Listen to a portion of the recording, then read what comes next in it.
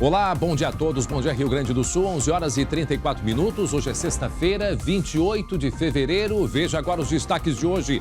Motorista atropela idoso e foge.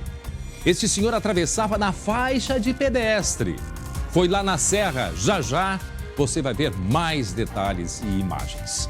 E atenção, exclusivo.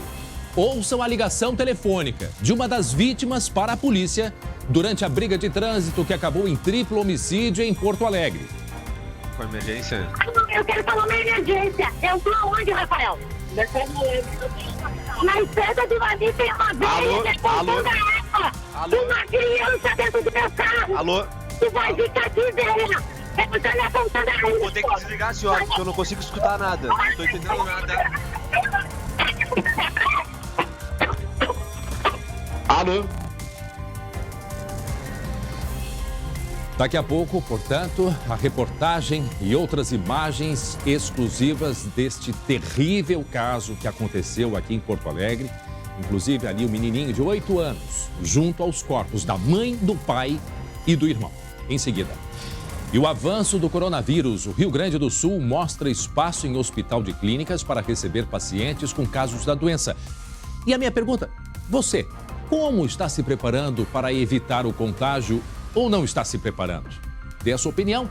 Participe da nossa página no facebook.com/SBTRS Oficial. E hoje no Fala Comunidade nós vamos mostrar um lugar de muito carinho e solidariedade com os nossos velhinhos.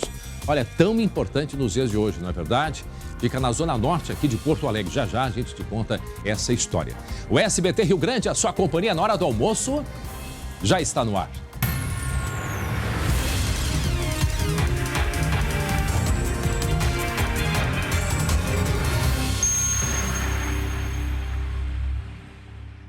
Agora eu quero a sua atenção, porque nós começamos o SBT Rio Grande de hoje com uma reportagem exclusiva sobre o caso trágico, do triplo homicídio que aconteceu no início do ano, aqui no bairro Lamy, zona sul de Porto Alegre. O SBT teve acesso à ligação telefônica de uma das vítimas para a polícia durante a briga de trânsito que terminou na morte de pai, de mãe e de filho. Essa semana completou um mês deste crime bárbaro. Na tela os detalhes. Com emergência? Eu quero falar uma emergência. Eu estou aonde, Rafael? Na estrada de Vani tem uma velha depontando a água. Uma criança dentro do meu carro. Alô? Tu vai ficar aqui, velha. Você me apontando a água. Vou ter que desligar, senhora, porque eu não consigo escutar nada. Não estou entendendo nada.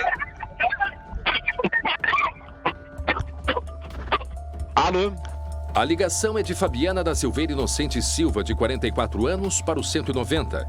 Após os disparos que mataram ela, o marido, Rafael Zanetti Silva, de 46 anos, e o filho do casal, Gabriel da Silveira Inocente Silva, de 20, um ônibus passa pela estrada do Varejão onde ocorreu o crime. Nestas imagens exclusivas da câmera do veículo, pode-se ver a namorada de Gabriel e o filho menor de idade do casal, ao lado dos corpos, no chão. Na hora dos tiros, eles estavam dentro do carro e não foram atingidos. O crime ocorreu na tarde do dia 26 de janeiro. Jonathan teve o carro amassado durante uma batida e perseguiu o veículo que transportava 5 pessoas. Em outra ligação para o 190, uma testemunha fala que perseguiu o carro do autor dos disparos, Jonathan Vidaletti. Eu segui a Sport Vermelha, ela entrou numa estrada de chão batido, bem no fim da linha de ônibus do Cantagalo ali. Eles entraram na estrada de chão batido. Vários moradores e pessoas que passavam pelo local entraram em contato com a Brigada Militar, denunciando o crime. Um tiroteio aqui na frente da fábrica de ração Lamy, um Sport Vermelha, só não consegui pegar a placa. Eu vi o que atirou e tinha mais um dentro do carro. Os tiroteios que houve, tem gente caída, morta no chão. Tem 3 corpos no chão. Um ainda parece estar vivo, mas tem 2 pessoas mortas e uma movimentação ali. Na semana passada, a Justiça Gaúcha aceitou a denúncia do Ministério Público. E a mãe de Jonathan, Neuza Regina Bittencourt, também passou a responder pelo triplo homicídio. Mas na decisão, a juíza Eda Salete Zanata de Miranda negou o pedido de prisão de Neuza. Segundo a magistrada, embora o fato seja gravíssimo, na atual fase do processo a prisão cautelar não é necessária. Já no caso de Jonathan, o pedido de liberdade provisória do atirador foi negado por se tratar de um caso de extrema gravidade e porque os réus mantêm acesso rotineiro a armamentos. Chocante, a gente tem que respirar. respirar. E como disse a dona Neuza, o meu filho não é esse monstro. É o quê, então? É um assassino. E o Ministério Público responsabilizando ela também, porque é ela que pegou a arma. Foi a primeira a pegar na arma. A colega Camila Faraco, ao vivo, traz agora novas informações sobre esta investigação com o delegado, né? Que fez este inquérito sobre este caso. Olá, Camila, bom dia. Bom dia, delegado.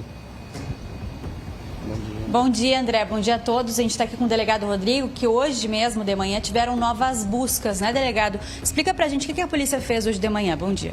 Nós havíamos pedido, antes do encaminhamento, ou na formalização do encaminhamento do relatório, né, do inquérito policial ao Poder Judiciário, nós tínhamos pedido uma busca nas dependências, né, na residência ou no local em que o rapaz, depois do ato, né, do cometimento do triplo homicídio, se refugiou. Então a gente precisava ir até aquela região, o local, fomos no galpão em que ele ficou, permaneceu durante 48 horas antes da apresentação, e ali a gente verificou se havia possibilidade de que ele tivesse deixado a arma ali ou escondido a arma que ele usou no crime. Nós fomos no local, o local, né, como estava descrito pelo próprio autor, ele estava ali, né, da mesma maneira como ele descreveu, mas nós não encontramos o objeto que era procurado, que era a pistola, né, utilizada no crime. Delegado, a gente sabe então que as vítimas tinham alguns antecedentes, mas existe alguma condenação por algum desses antecedentes? Nesse caso, como eu já em outros momentos expliquei, nesse caso, os antecedentes das vítimas, né, como não é um fato rotineiro da maneira com que a gente aborda normalmente aqui, que são fatos vinculados ao tráfico de drogas, a facções, né? Ele é um fato distante desse mundo que a gente está acostumado a lidar. Os antecedentes das vítimas, geralmente a gente busca para tentar achar a motivação do crime. Nesse caso, em especial, a motivação ela estava clara desde o início, que foi a questão da batida no automóvel, depois houve a perseguição, enfim, todos os outros atos que se seguiram. Então não havia necessidade de que a gente buscasse os antecedentes para examinar o fato em si. Os antecedentes, claro, eles foram olhados no sentido de verificar a questão do perfil, como era o perfil tanto do autor como das vítimas, né? No entanto, no caso das vítimas, nada nos trouxe a partir do exame dos elementos ali da questão dos antecedentes, algo que vinculasse a atitude ou a forma com que agiram naquele dia. E quais são os antecedentes dos dois réus? Se tinham antecedentes, né? Mãe e filho. Tinham antecedentes, não, que eu cheguei a verificar antecedentes com relação ao motorista, né, vítima. Não eram antecedentes que me chamaram atenção, né? Não eram antecedentes que podiam demonstrar que a pessoa era uma pessoa agressiva ou algo nesse sentido. Sim, do Jonathan e da mãe, eu digo, dos réus. Não, eles não tinham. Não tinham antecedentes criminais. Bom, delegado, quais vão ser os próximos passos em relação a esse caso? Não, no caso da polícia, nós atendemos algumas requisições que foram formalizadas pelo Ministério Público a partir da denúncia, né, que foi encaminhada ao Poder Judiciário. E aí essas requisições nós praticamente já atendemos quase toda ela na sua completude. E nos faltava o cumprimento dessa medida cautelar que foi cumprida hoje pela parte da manhã, né? No entanto, delegado, me escuta? Como a gente já imaginava, a arma não estava no local e provavelmente ele tenha escondido essa arma com ele, né, e tenha levado até uma residência, enfim, ele tenha deixado em algum ambiente que não seja aquele em que ele indicou que poderia estar. Delegado, André tem uma pergunta. Oi, delegado, o senhor me escuta agora? O delegado está me escutando? Escuto, tá. Não, delegado, a minha dúvida é assim, ó, essa busca no local onde ele ficou escondido e onde ficou o carro aconteceu quase um mês depois. Por que essa demora? Nesse meio tempo, essa arma, ela não foi encontrada ainda, a arma do crime, não é? Na realidade, o pedido que a gente foi no momento que a gente fez o encaminhamento. A demora, ele se dá na avaliação ali do Poder Judiciário, do Ministério Público, enfim. É ali que a gente teve um um certo período de demora, porque no momento que a gente fez o encaminhamento do relatório final e do inquérito para o Poder Judiciário, já constava ali o pedido, né, dessa medida cautelar. Então, o que demorou foi a autorização para se fazer essa busca. Isso. E o que foi encontrado? Ele ocorreu agora. Como, perdão? O que foi encontrado lá? Não, no local a gente esteve tanto na residência dos parentes, mas em especial no galpão em que ele disse que permaneceu 48 horas. O galpão estava completamente vazio, então olhamos nos arredores, mas não encontramos a arma, né? Ele inclusive falou que a arma ele teria deixado no local do crime, né? No momento que aconteceu o fato, ele teria abandonado ali a arma. Mas ninguém viu. Do crime, algo que nós entendemos que não seria verdadeiro, né? Acreditamos que ele tenha, sim, levado essa arma junto com ele. E da mesma forma com que levou com ele, permaneceu com ele durante essas 48 horas e depois ele deve ter dado algum outro tipo de destino a essa arma. Delegado, quero que o senhor escute novamente, para quem está entrando agora, nos acompanhando a partir de agora, 11 horas e 46 minutos, o SBT Rio Grande vai mostrar com exclusividade o áudio, o desespero no momento deste crime. No momento em que a mulher, a vítima, liga para o 190 pedindo socorro. Escutem. Com emergência? Eu quero falar uma emergência. Eu tô aonde, Rafael? Na estrada do Lami tem uma velha depontando a água. Uma criança dentro do meu carro. Alô? Tu vai ficar aqui, velha. Você me apontando a água. Vou ter que desligar, senhora, porque eu não consigo escutar nada. Não tô entendendo nada. Alô? Delegado Rodrigo, até que ponto este áudio, e principalmente no momento em que a Fabiana diz que tem uma, abre aspas, véia apontando a arma para mim, até que ponto o senhor levou em consideração de que a mãe do Jonathan, a dona Neuza, estava ali na cena do crime? Não, quando esse áudio ele nos chegou, nós já tínhamos informação de que a mãe teria participado, de certa forma, daquele evento, né? E, inclusive, ela trazendo para a cena do crime a questão da pistola. Então, certo. Isso nós já tínhamos em depoimento. O áudio, ele vem nos tornar mais claro a questão do tempo, né? Que foi bastante importante, e o porquê da Fabiana, naquele momento que aconteceu o fato, o porquê de que ela tenha novamente levantado, né, já que ela já estava no veículo dela, e que ela acabou indo na direção da mãe. Né? Isso para nós ainda não estava muito bem explicado, e com o áudio se tornou claro, porque o que passa o áudio? Passa uma pessoa que está ali entrando em contato com o 190, bastante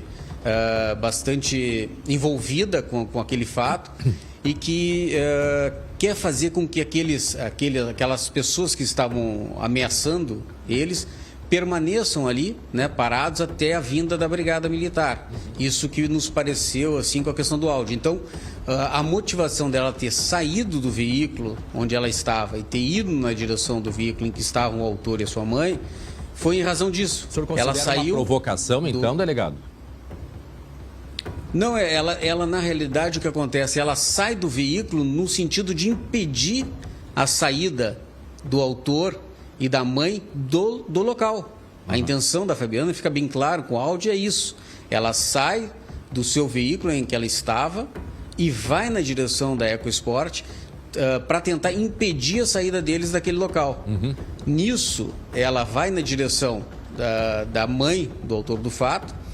O Rafael segue na direção, inclusive com o objetivo de tentar segurar a sua esposa, mas os dois acabam chegando juntos no banco ali onde estava sentada a mãe do autor do fato, que é o banco do carona, e em seguida o autor do fato, que não havia, na minha ótica, em razão do tempo, isso o áudio nos auxiliou bastante, a questão do tempo, ele não teria ainda ingressado no veículo, mas permite que ele então, vendo aquela cena, saia por trás do veículo EcoSport e efetue os disparos. O senhor, portanto, tem consciência da participação da dona Neuza ou o senhor ainda mantém a posição de que a dona Neuza não tem participação ali no crime, delegado? Porque o Ministério Público, inclusive, solicitou exatamente isso, né? Dizendo que ela foi o estupim deste crime.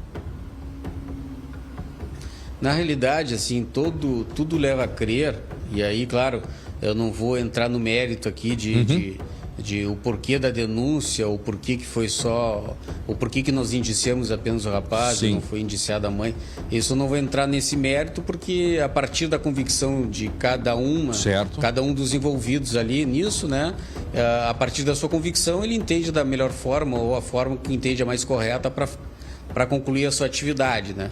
No nosso caso, eu entendi que a mãe não tinha envolvimento direto na questão do homicídio, em virtude de que, embora ela traga a arma naquele momento na cena do crime, ela pegou a arma que havia sido levada pelo filho, porque ela conta isso, que ela vê o filho, no momento que estaciona o veículo, ela vê o filho retirando a arma da cintura e botando no assoalho do veículo. Ela usa essa arma no sentido de tentar evitar que as vítimas pudessem, de alguma forma, chegar no seu filho. Então, ela faz o disparo tentando evitar isso, né? Se isso é correto, não é correto, bom, foi a atitude da mãe olhando aquela situação. Depois disso, depois que ela efetua o disparo, o filho tenta, inclusive, retirar essa arma da mão dela e ela reluta, e isso está nos depoimentos, ela reluta em entregar a arma, mas assim mesmo ele retira a arma da mãe. Ô, delegado, só mais uma dúvida. Só mais uma dúvida com relação ao que... A gente sabe que a família estava numa festa, tinham bebido e tal. O que se sabe do Jonathan e da mãe? Eles estavam aonde? Eles tinham bebido também? Tem como saber ou descobrir isso, já que ele demorou tanto a se entregar? Não, na realidade, não há histórico com relação ao Jonathan de que ele faça uso de bebida alcoólica ou que ele... Que eles estavam numa casa de uma família, de droga. Sim, não, e ele recém havia chegado. Isso a gente tem bem demonstrado nos depoimentos, que ele fazia cerca de 5 minutos, 3, 4, 5 minutos, que eles haviam ingressado na residência, né? Então eles tinham acabado de chegar na residência. Entendi. Não chegaram nem sentar à mesa, eles estavam dentro da residência e em seguida já se escuta o barulho da batida, se escuta um parente da família já pedindo, né, que o carro que bateu, que era o das vítimas, pare, né, e depois xingamentos, e aí eles saem para fora da residência, vem o seu veículo batido e sai já em perseguição. Tá certo. Camila, mais alguma pergunta? Senão eu vou chamar mais uma vez esse áudio. Pode falar, Camila. Não, eu queria saber se a polícia já ouviu a criança, né, o filho que ficou no carro. Não, a criança ela não foi ouvida, né? A criança hoje, pela última informação que eu tenho, está com os avós em São Paulo, né? Inclusive ele me relatou quando esteve aqui agora a última vez que ela vem fazendo um tratamento, né? Com um psicólogo, né? Para tentar fazer essa transposição, né? Essa passagem a partir desse momento trágico em que ela viveu, né? Mas ela não foi ouvida e também não houve nenhum tipo de requisição por parte do Ministério Público nos solicitando a oitiva dela. Tá? O Ministério Público não tinha pedido? Hein, delegado, desculpa. Não consta na requisição. Eu tinha entendido que o Ministério Público tinha solicitado isso. Também tinha solicitado que... Não. Inclusive, nós estamos mostrando, delegado, o momento que eu acho que é talvez o mais trágico para essa criança e menino, ele agachado ali no cantinho, um ônibus gravou a imagem, ele agachado junto ao corpo da mãe, do pai e do irmão. Quer dizer, o que esse menino passou... Sim, esse momento foi nos relatado pela Vitória, que estava dentro do veículo, né? E que ela protegia o menino, enfim, de todos aqueles acontecimentos que estavam tendo ali na parte externa do veículo.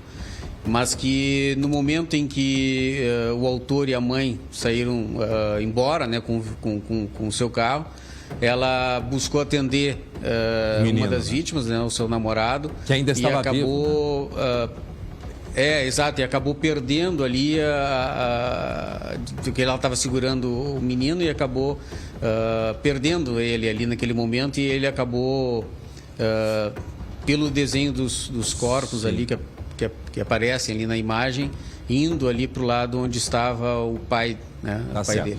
Delegado Rodrigo Garcia, delegado, obrigado. muito obrigada.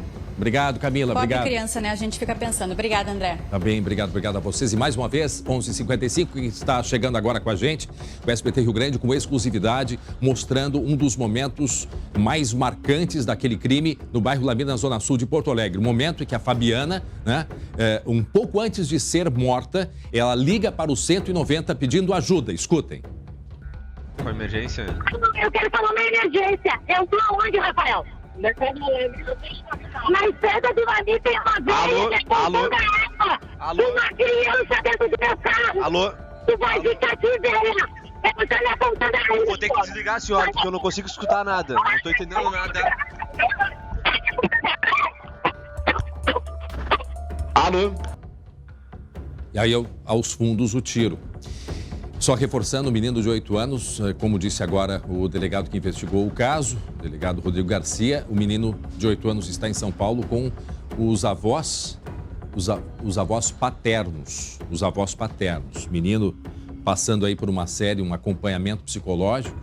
Haja vista o que ele viveu nesses instantes que ele perde, né? O pai, a mãe e o irmão por causa de uma batida de trânsito. Muito bem, 11h56 agora. Preste atenção nessa imagem aqui. Olha só, câmeras de segurança mostram uma covardia. Um homem batendo, chutando a companheira na frente dos 2 filhos, 2 crianças. Isto foi em São Leopoldo, no Vale dos Sinos. Em seguida, a reportagem e o que eu chamo a atenção. Esta mulher,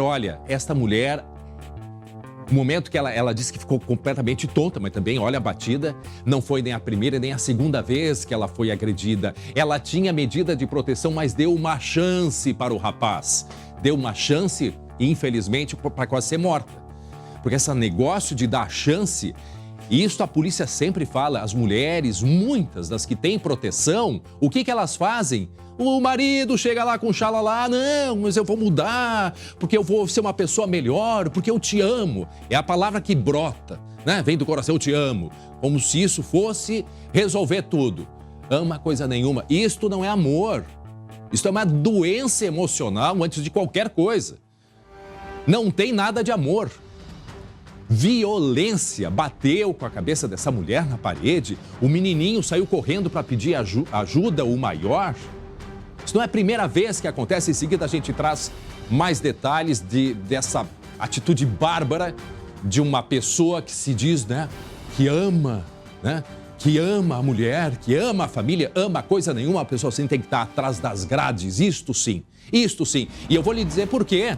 Eu tenho aqui um número já absurdo deste ano.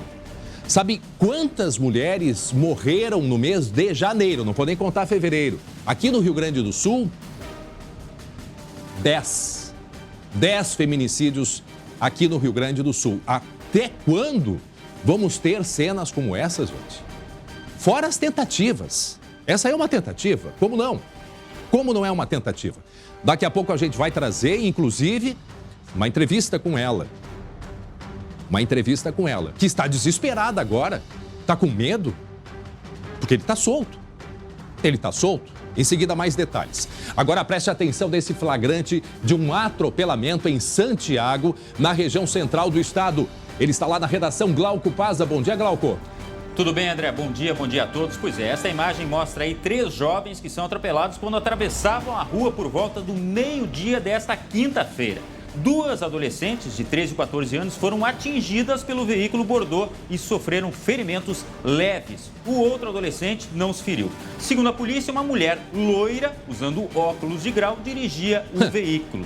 Ela fugiu, não prestou socorro, André. Mas que barbaridade. Quem puder ajudar, por favor, faça a denúncia. Pode fazer denúncia para a Polícia Civil pelos telefones código 55, né, que é a região de Santiago, 3249-9222 ou pelo número 197. Olha só, eu conversei hoje com o Rafael Nemitz, do blog Rafael Nemitz, que nos cedeu as imagens. Eu perguntei, mas o que está acontecendo em Santiago?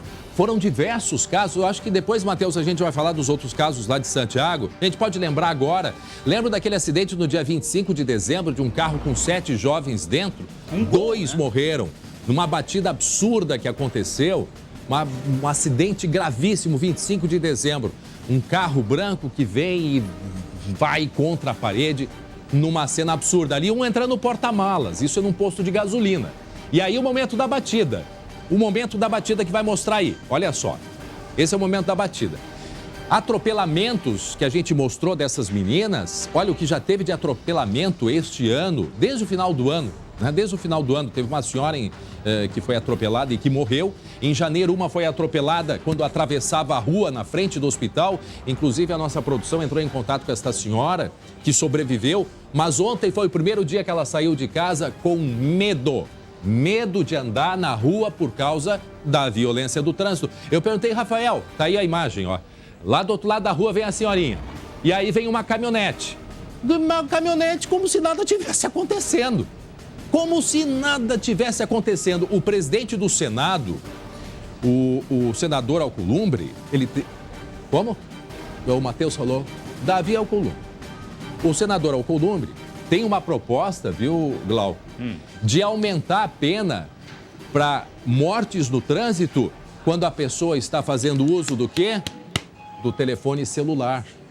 Porque cenas como essa aí, eu não sei o que aconteceu, mas a impressão que dá, não estou acusando, a impressão é que dá que a pessoa está olhando para qualquer lugar menos para frente. Não está concentrada, né, André? Não está concentrada. Ou está olhando para o chão, ou está olhando para o telefone celular, ou está arrumando cabelo, não sei. Mas quando envolve telefone celular, a ideia é aumentar a pena e eu acho que tem que fazer isso mesmo. Era o perigo que tinha também anteriormente com o rádio, né? Muitos acidentes registrados com pessoas tirando a atenção ali do volante para mexer no rádio, agora tem mais esse ingrediente, o celular. Por isso que tem aquele ditado, se beber não dirija, se usar o celular também não. Agora não adianta, motorista de aplicativo, não vou generalizar, mas tu olha na rua, ou tu pega um aplicativo dirigindo, ó, e o dedinho só controlando ali o aparelho de telefone celular. E lembrando, André, daquele acidente lá do Gol, um carro popular que tinha 7 pessoas dentro, 2 pessoas morreram. Exatamente. Essa senhora aí que atropelou, isso foi agora, mais recente, esse atropelamento, foi ontem? Ontem à tarde? Quinta, isso. Por volta do meio-dia. Essa senhora a gente não sabe se ela não parou, se ela está andando de carro até agora e não viu que atropelou 3 pessoas, não viu, ou se realmente fugiu, não se sabe.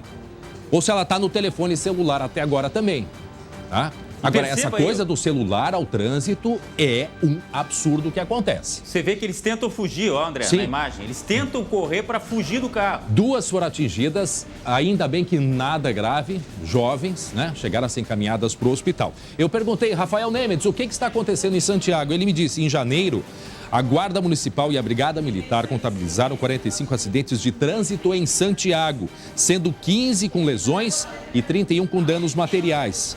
E aí ele diz o seguinte, as ruas de Santiago foram asfaltadas há pouco tempo. Então o pessoal está achando que está numa pista de corrida e desrespeitando a velocidade na região central da cidade, segundo o Rafael Nemitz. Eu não sabia disso, André. Até porque eu sou daquela região ali, eu sou da época que Santiago tinha piso de paralelepípedo. Eu não sabia dessa informação, realmente. Olha só, o motivo dos acidentes, a Brigada Militar alega, que os acidentes são causados por imprudências, mas um dos principais fatores é o excesso de velocidade, porque as ruas centrais de Santiago foram todas asfaltadas. Então tem que pegar esses motoristas e mandar de novo para a escola de trânsito para aprender a dirigir em rua asfaltada.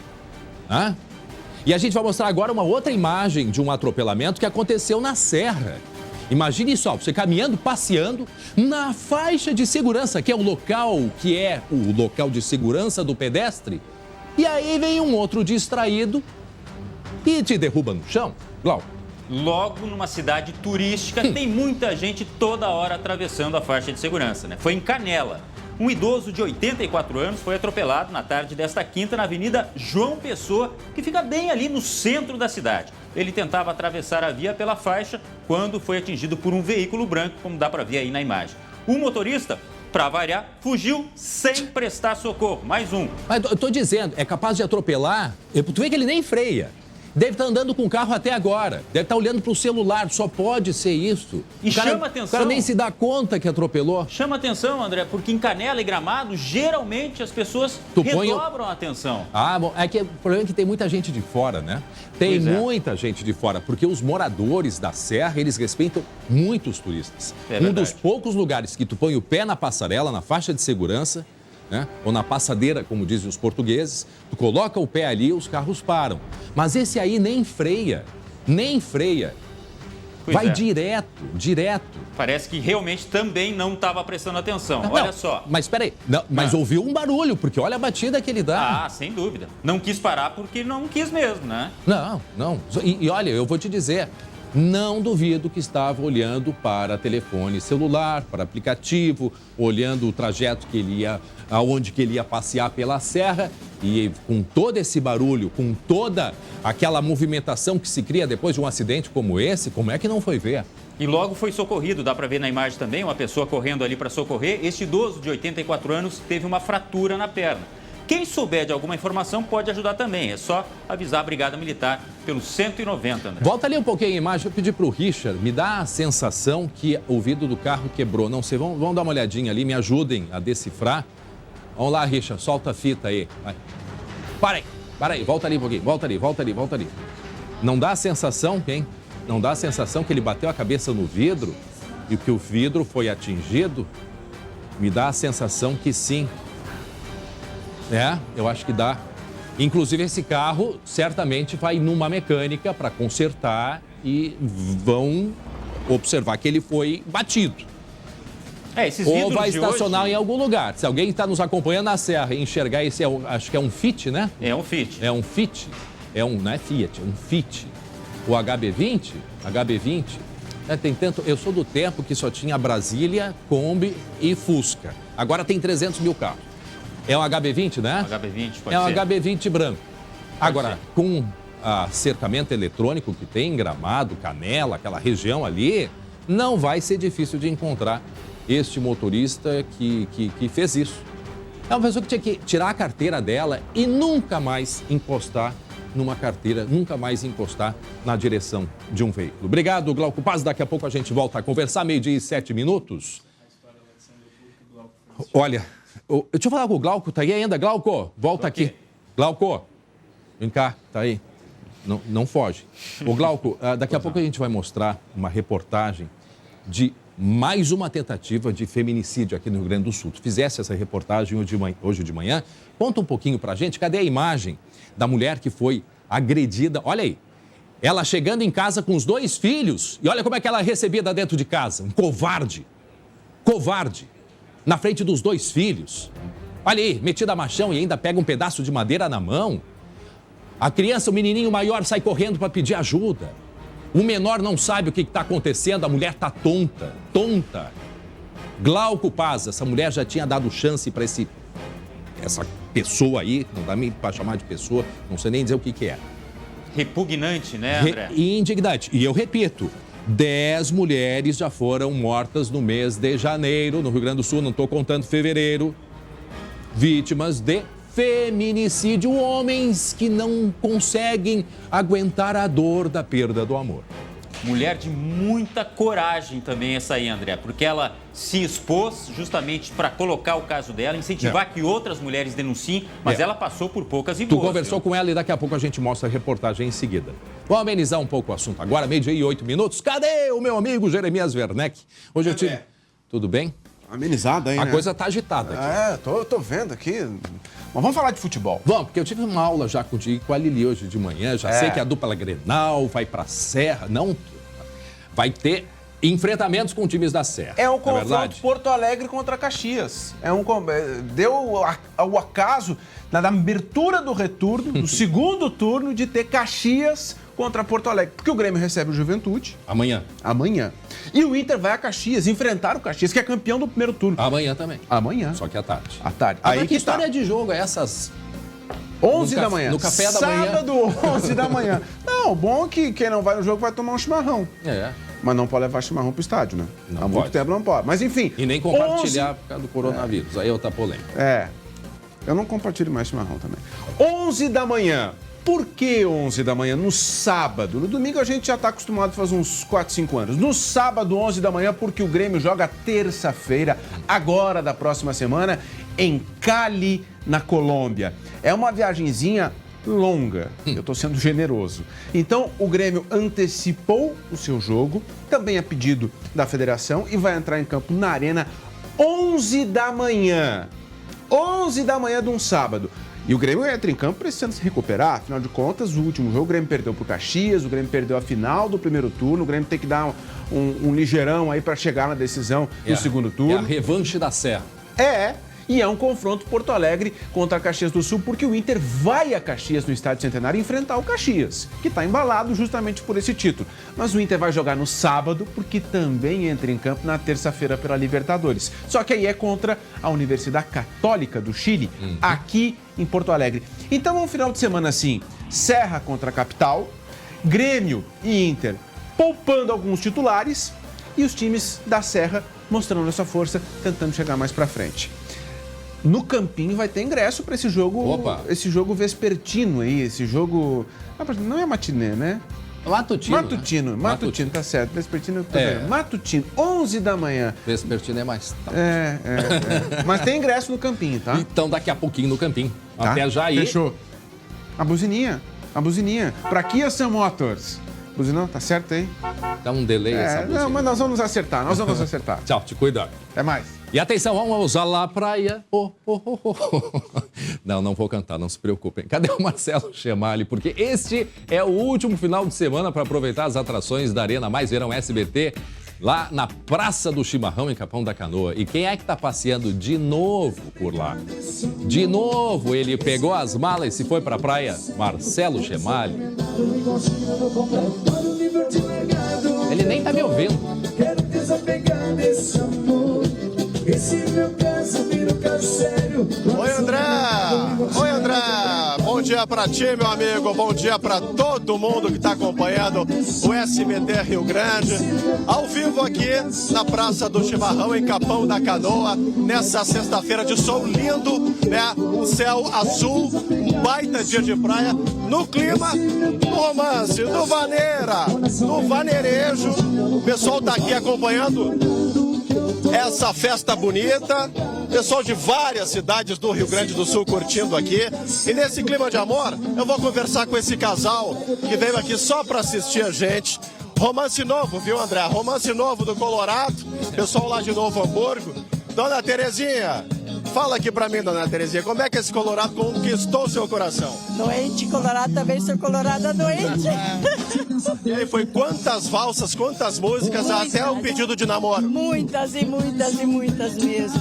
Não, a gente se conheceu no Clube da Dança. Eu morava em Tupandi, onde que moram meus 3 filhos, inclusive uma futura jornalista. Olha aí! É a Liana Kelly Cruz. E eu fui morar em Estância Velha por causa da minha irmã, que estava doente, fui cuidar dela. Aí eu fui no Clube da Dança, a gente se conheceu lá. E aí é só alegria, é só amor. Ao vivo aqui agora pro SBT. Eu pensei que depois que aparecer na TV já ia dar romance, já ia dar casamento, mas já estão casados, né? Já tem romance, graças a Deus, já estamos morando juntos. Coração do Colorado foi testado essa semana, quero saber agora, depois de aparecer ao vivo, se vai continuar forte e firme. Não, ele vai continuar forte e firme. Só que quando eu olho o jogo do Inter, me dá uma tristeza total. Porque o time não evolui, não tem nada de novidade, sabe? Mas é bom, assim mesmo eu sou Colorado, fazer o quê, né? Gente, continue dançando aqui. André, tá aqui a casa, André. Com o apoio do Boticário, da Corsã, da Companhia Rio Grandense de Saneamento. Daqui a pouquinho a gente volta com o vaneirejo. Pessoal de Osório, de Santo Antônio da Patrulha, do Cará, de várias cidades. O clima é esse. Daqui a pouquinho a gente volta ao vivo aqui da Arena Mais Verão. Contigo aí no estúdio, André. Muito bem. Aliás, município de Caraá, que é onde nasce o Rio dos Sinos, né? Nosso querido Rio dos Sinos. E terra onde o Marcelo Chemali gosta de frequentar muito. Gente, por falar em Rio dos Sinos, eu tenho uma história lá do Vale dos Sinos. uma história triste, que é uma história de covardia. De uma pessoa, um homem, bateu e chutou na companheira. E tudo na frente de 2 filhos, 2 crianças. O colega Glauco Paza conversou com a vítima e a gente vai acompanhar agora. Mais do que marcas no corpo, traumas na memória. A imagem da câmera de segurança mostra uma agressão brutal e covarde contra Aline Silva, de 29 anos, na frente dos filhos. O autor, Micael de Melo Guerra, o companheiro, de 25 anos. O motivo seria porque o menino, de 4 anos, estaria assoprando um apito. Começou tudo por causa de um apito. E ele estava bem, estava são, do nada ele veio para cima de mim e disse, eu vou te matar. O menino de 1 ano e 4 meses na imagem é o único que é fruto do relacionamento do casal. O de 4 anos se agacha para ver a Aline, que é mãe de 5 filhos e queria proteger as crianças. Ele bateu em mim dizendo, olha o que eu vou fazer com ela, eu vou matar ela. A Aline agora está escondida, com medo do companheiro. A relação do casal durou quase 4 anos, com vários episódios de agressão, inclusive a faca. Ela conseguiu medida protetiva, mas resolveu retomar o relacionamento em junho do ano passado. Por pouco, não terminou em tragédia. Eu pensei que fosse por causa da droga e como ele se internou, eu pensei, vou dar a segunda chance, eu quero ter minha família, eu quero ter meus filhos, eu quero ter meu marido. Enquanto isso, a mãe se consola com o carinho dos filhos. Eles também estão presos, porque eles não podem sair para a rua, eles não podem ser vistos, eles não podem até ele ser achado. Então eu estou me sentindo presa sem poder, sem razão. Eu tenho que ficar escondida.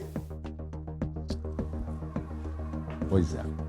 Pra gente tentar compreender como que ocorre esse ciclo aí dessa violência doméstica, que eu acho que chega a ser mais que violência, né? Essa coisa, não tem nem palavras, é muito mais que violência, é uma agressão, é um descontrole, são muitas coisas juntos. E violência que aprisiona as mulheres, né? Como a própria Aline. Bom, a gente recebe aqui no estúdio a doutora Ariane Leitão, que é advogada e coordena a Força-Tarefa de Combate aos Feminicídios na Assembleia Legislativa. Muito boa tarde. Tudo bem, muito obrigado André. Obrigada pelo convite. Até porque nós precisamos, isso que eu quero muito chamar a atenção, nós não mostramos uma violência simplesmente por mostrar, não. Nosso objetivo não é esse. Nosso objetivo é que a gente possa, através desse diálogo, contribuir para que as mulheres se deem conta do que elas têm vivido dentro de casa e, mais que isso, como elas podem resolver, doutora. Qual é o primeiro passo para que cenas como essa não aconteçam? 10 mulheres morreram no mês de janeiro no Rio Grande do Sul. Sim. Primeiro, saudar essa iniciativa da gente poder falar. Importante. Aqui, né, no SBT, porque não tem sido o normal no último período a situação em relação à imprensa gaúcha. Nós não estamos conseguindo conversar, falar com a imprensa gaúcha e denunciar sempre abertos, a situação dos feminicídios no Rio Grande do Sul. E não só isto, mas como tu falasse, mostrar a violência e ter um momento onde as mulheres possam falar, onde a gente possa orientar essas vítimas de violência, né? A Comissão de Segurança e Serviços Públicos, a qual eu coordeno, o deputado Jefferson Fernandes é o presidente, chamou, então, este movimento em defesa da vida das mulheres, que se transformou numa força-tarefa. Hoje ela congrega mulheres de diferentes espaços, né, da polícia, da brigada, do judiciário, da defensoria, da promotoria, enfim, da universidade, para que a gente possa estudar a situação dos feminicídios no Rio Grande do Sul e apontar alternativas. Agora, o que nós vimos aqui, que é o caso da Aline, é o seguinte: esta vítima, se ela denunciar, ela pode morrer. Por quê? Porque ela não tem para onde ir.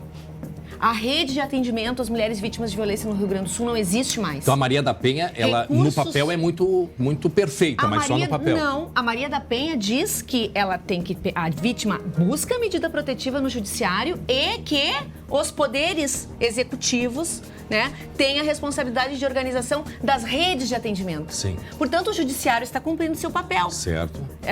Oferecendo a medida protetiva. Mas o poder executivo não oferece. Não está dando a proteção. Não tem a rede. Não tem nem dinheiro para essa rede. Né? Nós já tivemos uma rede organizada no Rio Grande do Sul, nós já tivemos uma secretaria de mulheres no Rio Grande do Sul, isso tudo foi extinto e nós chegamos hoje no atual governo estadual, sem sequer o Departamento das Mulheres ter sido aberto até o final do ano passado. Né? Então, nós saímos de uma, vamos dizer assim, uma execução orçamentária. Isso significa serviço público para as mulheres, né? De 5 milhões de reais para 20 mil reais.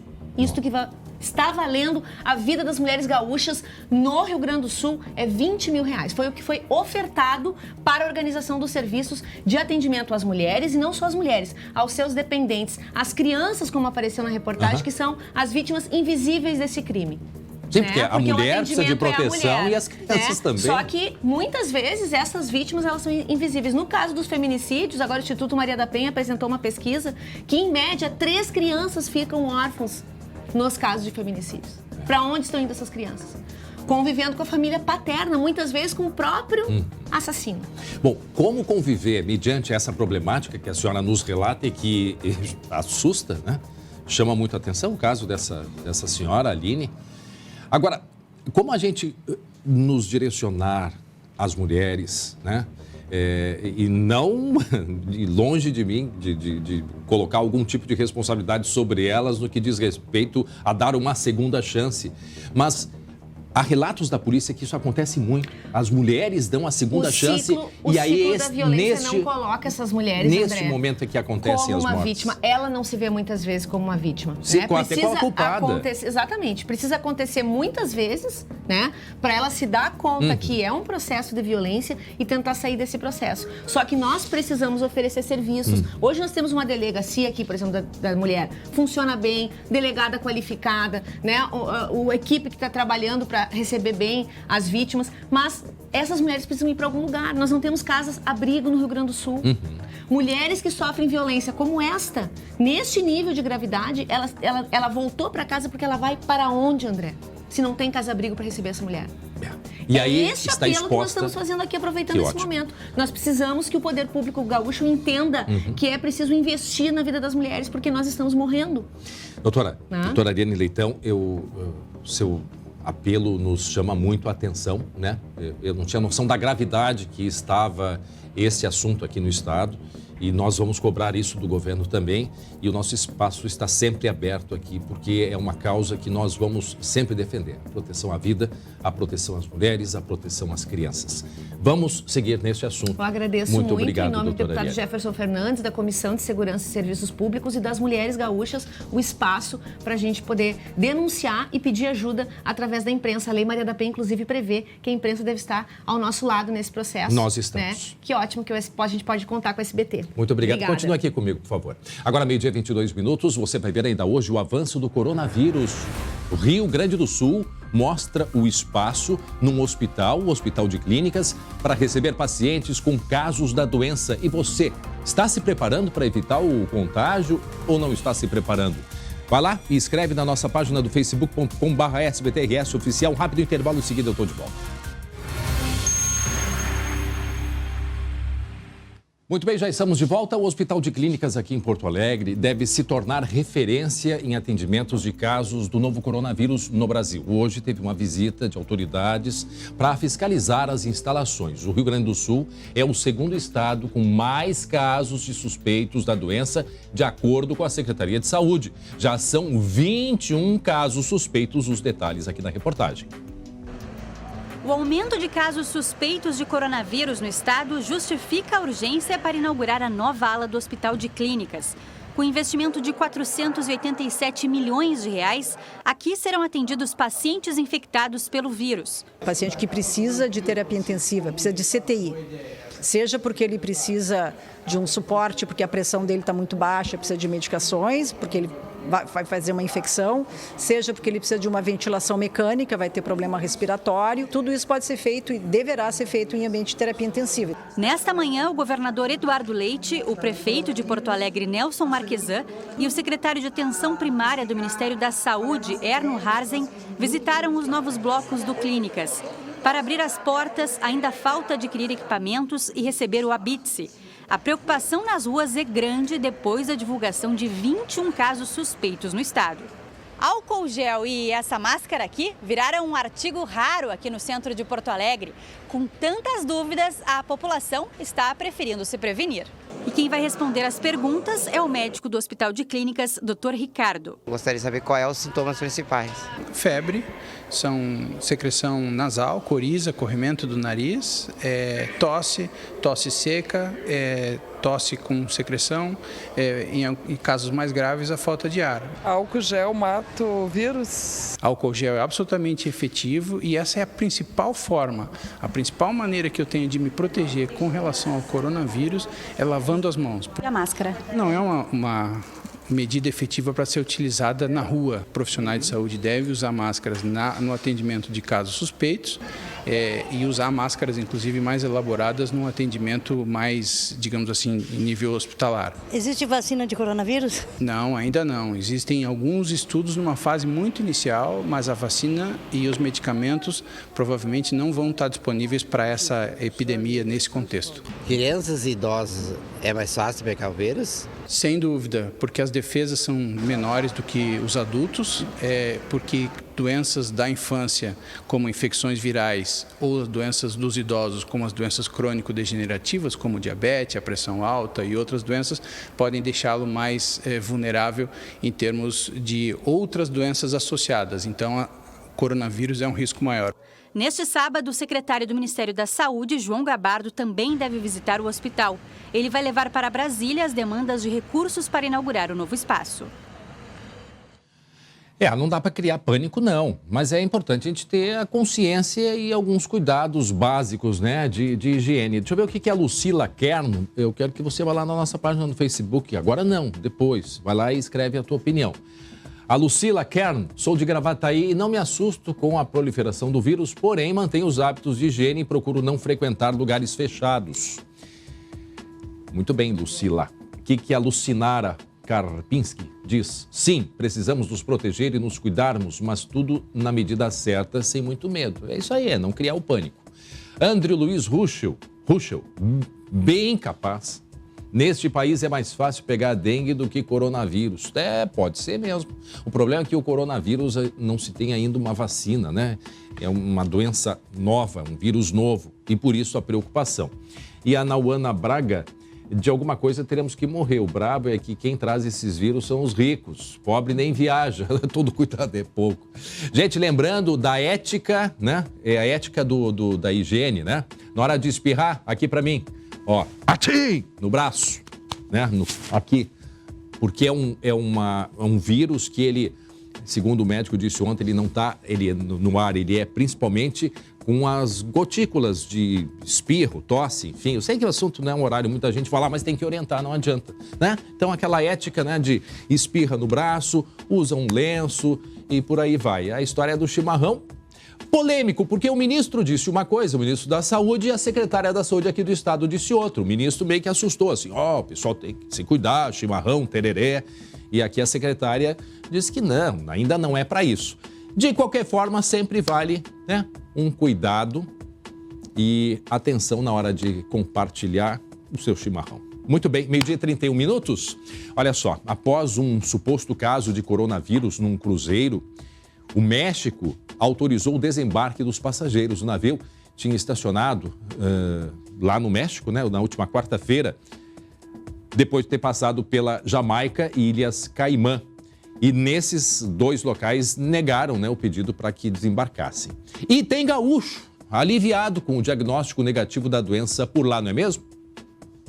Aqui em Cozumel, mas não, as autoridades não estavam autorizando o nosso desembarque por um suposto medo de coronavírus, que é um tripulante que está com uma gripe comum e que estavam achando que poderia ser coronavírus. O fato, graças a Deus, não se confirmou e somente hoje vamos poder desembarcar aqui no Porto de Cozumel. Tem muito brasileiro e a gente estava muito apreensivo com medo de não poder sair do navio tão cedo. Graças a Deus, os cuidados aqui estão sendo excelentes, sim, lavagem de mãos, álcool gel, e estamos tendo toda a assessoria e todo o suporte necessário aqui dentro do navio. Muito bem. Que bom, portanto, que tem todo esse apoio, né? E olha só, uma história de solidariedade no bairro Alto Petrópolis, zona norte de Porto Alegre. 54 idosos recebem todo tipo de auxílio e muito carinho em um lar que já completa 70 anos. Neste local a gente aprende tanta coisa e a gente vai conhecer agora.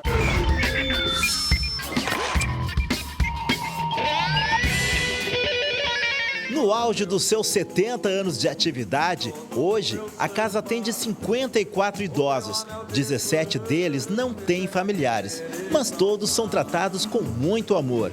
Isso aqui é mais que um trabalho, é muito mais do que simplesmente atividades. É uma causa, é uma camiseta que a gente veste. O resultado é comprovado pela alegria dos idosos. E a senhora, que tanto que a senhora caminha por aí? Eu tenho que caminhar, né? Ah, tá. E aqui a senhora gosta bastante do lar? Estou gostando, né? Desde que eu vim, né? Já vai fazer um ano, né? E a senhora tem bastante amigas aqui? Me dou com todos aí. Dona Noêmia, a senhora gosta bastante de fazer essas atividades? Sim, eu gosto, adoro. E é muito bom, porque mexe com a memória, com a atenção. Muito bom. Parte da manutenção da casa vem do voluntariado. A gente está aqui para trazer um pouco de amor, de carinho para essas pessoas que precisam. A gente quer ajudar o maior número possível de instituições, né, também pessoas individuais, né, é que mais pessoas abracem essa nossa missão. Deixa a vida me levar, vida leva eu. Deixa a vida me levar, vida leva. E eu tô vendo que a senhora tá bem feliz, né? Tô feliz, graças a Deus. É legal quando vem assim o voluntariado, o pessoal vem cantar aqui e diverte um pouco, né? É bom, sim. Eu vi que a senhora sabe dançar no pezinho ali, né? Aham.